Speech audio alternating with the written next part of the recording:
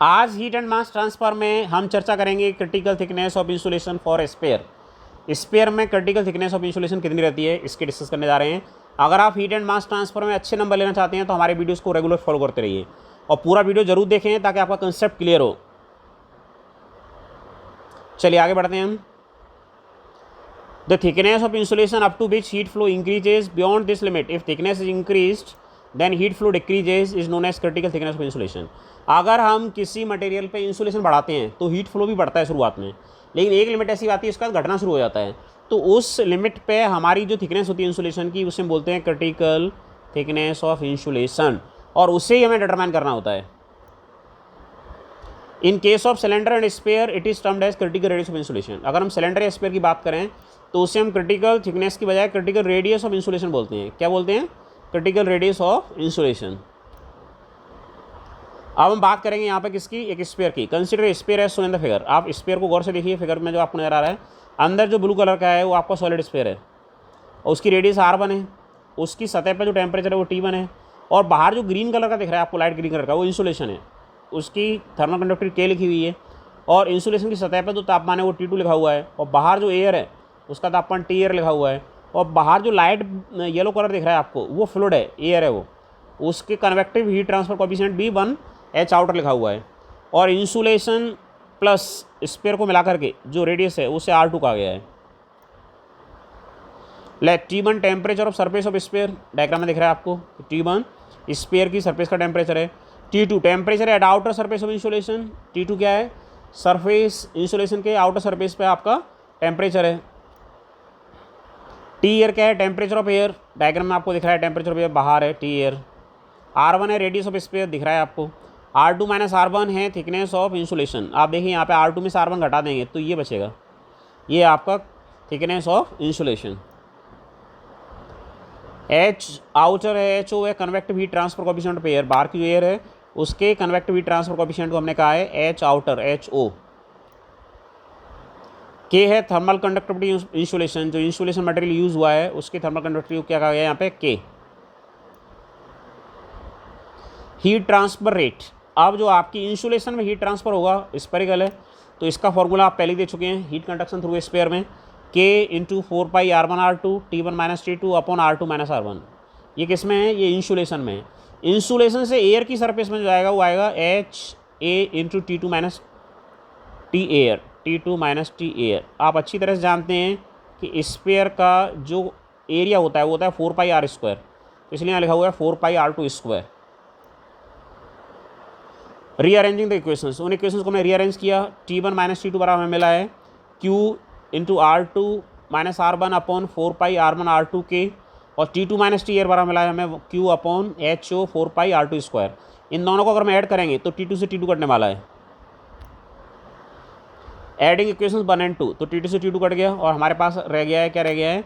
T1 minus T air बराबर Q upon 4πr2 minus R1 upon R1 into R2 into K plus 1 upon HO into R2²।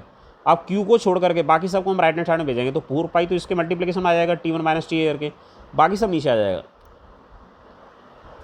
तो हमें क्या मिल गया? So we can write Q बराबर है 4π T1 minus T air upon R2 minus R1 into R1 into R2 into K plus 1 upon HO R2²।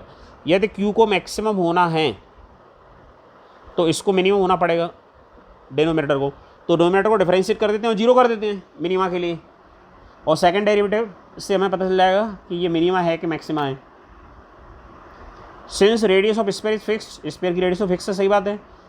R2 is the only variable, हम insulation कितना लगाएंगे वही तो वेरिएबल है, तो R2 केवल वेरिएबल है इसमें, तो R2 के रेस्पेक्ट में डिफरेंशिएशन होगा डिनोमिनेटर का।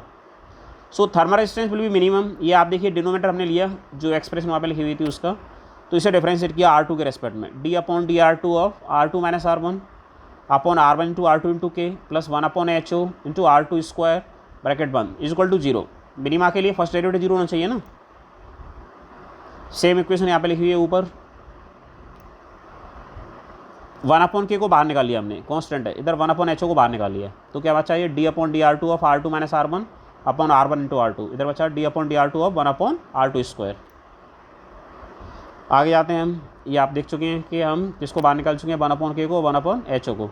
अब आप देखिए R2 में R1 R2 का भाग देंगे तो बचेगा 1/R1 और R1 में भाग देंगे तो बचेगा 1/R2। ये डिवाइड कर दिया और सेकंड टर्म वैसे वैसे लिखा हुआ है। अब हम इसको डिफरेंशिएट कर पाएंगे आसानी से। तो आप देखिए 1/R1 का डिफरेंशियल तो 0 आने वाला है और 1/R2 का कितना आएगा -1/R2², तो प्लस का हो जाएगा वो। तो ये टर्म सेम लिखा हुआ है पिछले वाला ही। और 1/R1 का डिफरेंशियल आएगा 0 और 1/R2 का कितना आएगा -1/R2², तो प्लस का हो गया। और 1/R2² कितना आएगा -2/R2³, तो ये माइनस का हो गया। गौर से देख लीजिए आप डेरिवेटिव को। तो हमें मिल गया ये 1/k into 0 + 1/R2² minus 1/HO into 2/R2³ equal to 0। तो इससे हमें मिलता है R2/R2² upon equal to 2k/HO। तो R2² से ये कट जाएगा, केवल R2 बचने वाला है, केवल R2 बचने वाला है, क्रिटिकल रेडियस बचने वाली है। तो R2/R2² इक्वल टू 2k/HO और R2 बराबर मिल गया हमें क्रिटिकल रेडियस 2k/HO। आपको याद है कि ये क्रिटिकल रेडियस सिलेंडर के केस में आई थी k/HO और स्फीयर के केस में आ रही है double just. R2 equal to RC equal to 2k/HO। ये एक्सप्रेशन बच्चों आपको याद रखना पड़ेगा, इसमें न्यूमेरिकल भी आते हैं, गेट में भी आते हैं। This is known as critical radius of insulation for sphere. ये स्फीयर के लिए हमारी क्या कहलाती है, critical radius of insulation. If we calculate second derivative then it comes positive. Second derivative positive आता है, इसका अंदर मिनिमम होगा। So we can say thermal resistance minimum for critical radius. तो आपका जो थर्मल रेजिस्टेंस है वो क्रिटिकल रेडियस के लिए मिनिमम है।